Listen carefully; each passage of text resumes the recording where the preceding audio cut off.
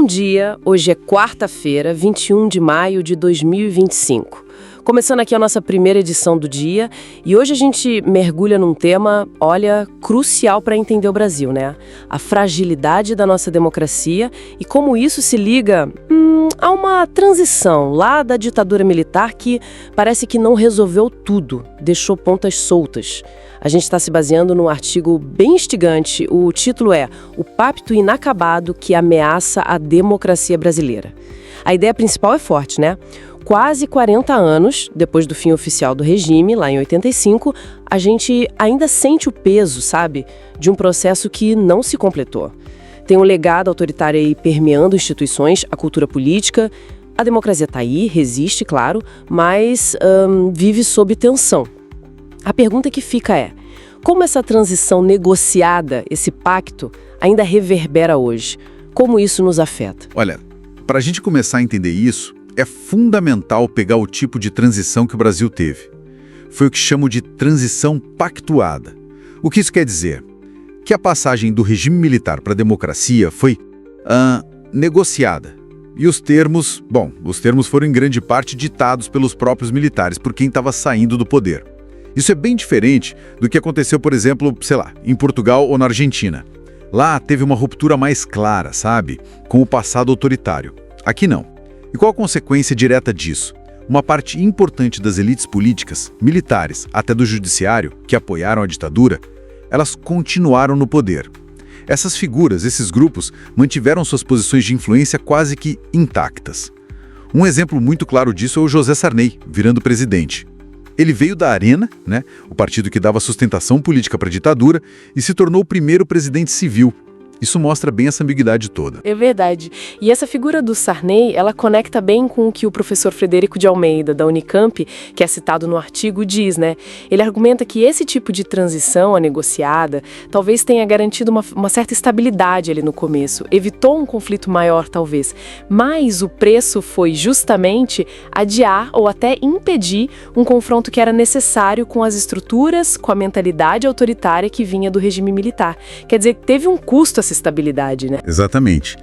Pagou-se um preço, e a Lei da Anistia de 1979 é talvez o exemplo mais forte disso. Porque em 2010, o STF tomou uma decisão chave. Manteve a interpretação de que a lei perdoava não só os opositores do regime, mas também os agentes do Estado, aqueles que cometeram crimes, tortura, assassinato, durante a ditadura. Isso acabou consolidando uma espécie de esquecimento institucionalizado forçado. E o que é mais impressionante, e o artigo aponta isso, é que parte do próprio judiciário e da justiça militar também, que julgava crimes políticos na época, participou ativamente da repressão. E muitos desses juízes promotores continuaram nos seus cargos depois de 85. Nossa! E essa falta de uma reforma mais profunda, então, como o professor Almeida coloca, criou vulnerabilidades que continuam aí. A gente viu isso de forma muito dramática naquele 8 de janeiro de 2023, Aqueles eventos parecem sugerir que o compromisso com a democracia ainda não está, totalmente firme em alguns setores importantes, setores que talvez nunca tenham aceitado de verdade as regras do jogo democrático, justamente por causa dessa transição incompleta. Sem dúvida. E um dos maiores problemas, um dos déficits dessa transição, que o material que a gente leu aponta, foi justamente a falha em colocar um controle civil forte, efetivo, sobre as Forças Armadas. Faltaram mecanismos claros para garantir que o governo eleito democraticamente tivesse mesmo comando sobre os militares. Isso abriu espaço, Permitiu que setores dentro das Forças Armadas, que eram até contra a abertura democrática, mantivessem influência, uma certa autonomia. Uma tutela, quase. E essa herança autoritária, ela continua viva. A gente vê isso não só em ameaças diretas à democracia, mas também de forma mais espalhada, por exemplo, na violência policial, que continua alta. Então, juntando tudo isso, fica claro que essa herança autoritária que veio dessa transição pactuada, inacabada, não é só história antiga, não é página virada. Pela análise do artigo, ela continua sendo um fator ativo hoje. Molda como as instituições funcionam, influencia a política, contribui para as tensões que a gente vê na democracia brasileira. As escolhas de 40 anos atrás ainda pesam muito. Precisamente. O pacto que tornou a redemocratização possível talvez carregue nele mesmo as sementes de algumas das fragilidades que a gente enfrenta hoje, justamente por não ter encarado de frente as estruturas e o legado do autoritarismo. Fica muito claro, então, como as raízes de vários desafios que a nossa democracia enfrenta hoje estão fincadas lá atrás na forma como o Brasil negociou a saída da ditadura. Foi uma transição que buscou conciliar, sim, mas que, segundo essa análise, talvez não tenha resolvido questões estruturais bem profundas. Essenciais. Isso deixa uma reflexão importante, né? Como é que um país consolida de verdade a sua democracia se as bases dessa transição evitaram o acerto de contas mais fundo com o passado autoritário e com as instituições que vieram dele? Bom, vamos fazer um breve intervalo e voltamos em instantes para continuar esta edição.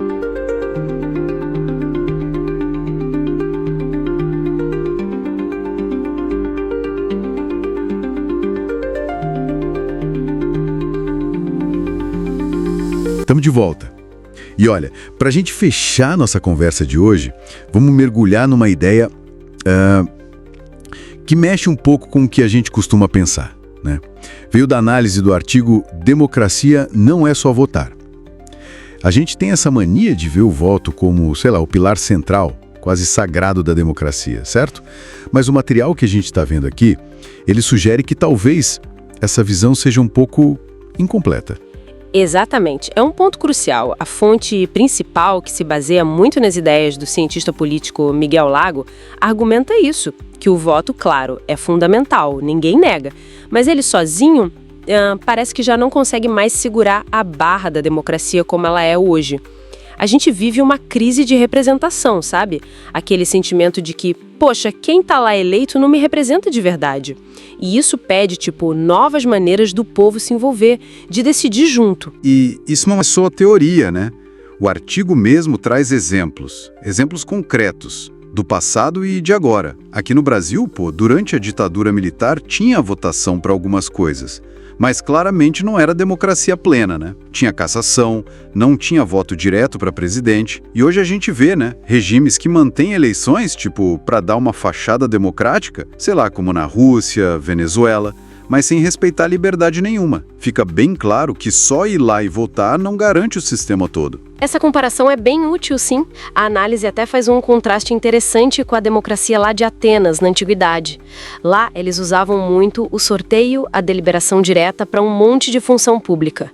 O voto ficava mais para cargos técnicos, sabe? Que precisavam de uma expertise mais específica, tipo generais. O ponto é questionar isso. Será que reduzir a democracia a esse ato de votar de tempos em tempos não acaba gerando uma certa passividade? Faz sentido. Uma passividade cívica, né? Já fiz minha parte. E o texto lembra que o Brasil já foi pioneiro nisso de participação. O Orçamento Participativo, o OP, lá de Porto Alegre, nos anos 80, 90, virou referência mundial. É até curioso como algo tão elogiado acabou perdendo força depois, né? Mesmo com governos que teoricamente apoiavam mais participação. Mas olha que interessante, parece que tem sinais de uma retomada. O artigo cita umas iniciativas recentes, falam de debates para um OP nacional, teve Assembleia Cidadã em Niterói para discutir acesso à internet, consultas em Fortaleza sobre educação integral e até um OP planejado pela Defensoria Pública do Ceará para 2025. Sim, são exemplos importantes, mostram essa busca por algo além do voto. O Lago defende muito isso. Ele diz que muitas decisões, especialmente as locais, sabe, que mexem com o dia a dia das pessoas, elas poderiam ser bem melhores se ouvissem quem vive o problema de perto. E ele critica também o nosso engajamento atual, que muitas vezes fica só na opinião na rede social, né? Que raramente vira influência de verdade nas políticas. Experiências como essas assembleias cidadãs, com gente sorteada para representar a sociedade, como fizeram na Irlanda para discutir o aborto em 2017, elas mostram um caminho legal para qualificar o debate, para tomar decisões difíceis. Mas tem um ponto crucial aí.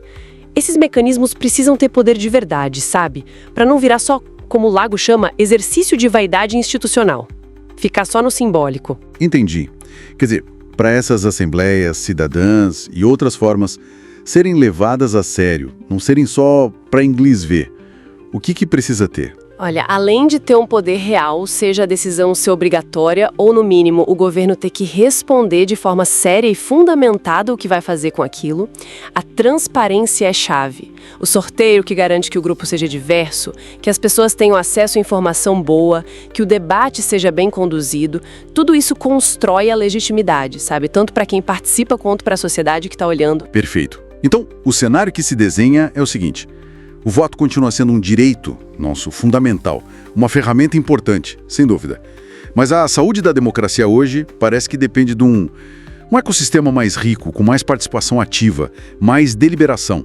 Não é só escolher quem representa a gente de vez em quando, mas construir as soluções juntos, né? No dia a dia. E com essa reflexão, essa necessidade de ampliar um pouco nossa visão sobre participação democrática, a gente encerra nossa análise por hoje. Fica claro que a democracia é algo vivo, né? Uma construção constante, coletiva, que vai muito além do dia da eleição. E nos deixa com uma pergunta importante para pensar, né? Como é que a gente pode, na prática, fortalecer esses espaços de participação? Garantir que eles realmente mexam com as políticas públicas, com a vida da comunidade e que não fiquem só no simbolismo, né?